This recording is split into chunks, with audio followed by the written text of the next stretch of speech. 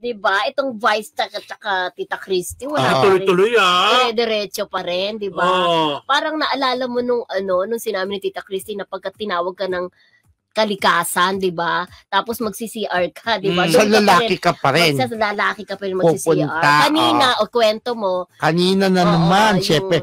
Kasi especially for you. Especially for you na segment, parang ang banter, di ba, hiwa-hiwala yan. Parang sinabi ni Jong yung pagkakaiba ng babae at lalaki. Ang pagkakaiba ng babae at lalaki kapag nasa bingit ng hiwalayan ang isang relasyon. Sabi ni Jong Kibas, kasi kayong ganyan naman kayo mga babae. Ay! Sabi niya, huwag kang magsasabi ng ganyan. Magagalit si Christopher Min.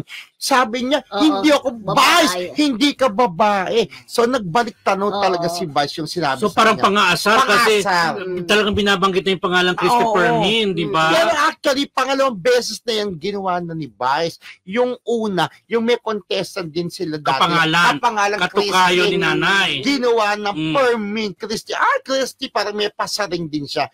In fairness naman kay Christy, once na nakarating din niya, may sagot din yan. Walang kamatayang sagutan. Diba? Tapos may mga hanas pa nga kay Vice dati na, magdibanda ka na rin, di ba? Gaya ng ginawa nila Bea ni ano. Mukhang di naman niya ginagawa. Hindi naman, Pero ako, naniniwala ko, sana magkaayos pa rin. Pero alam mo, may nakausap ako na malapit kay nanay. Sabi ko, ilan na talagang libel ni nanay ngayon? May Sharon, di ba? Tapos may Bea. Tapos sa nanay ni Sharon Labati. Sabi mo, isa pa rin ng sikreto.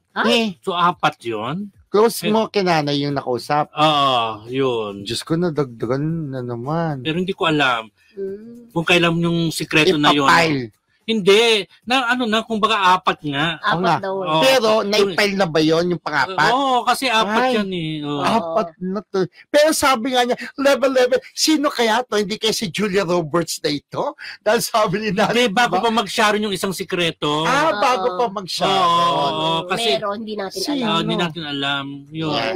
Alamin mo nga yan, salisikin mo. Ay, Nay. Sino po yung pang-4? Sino pang-4? Pero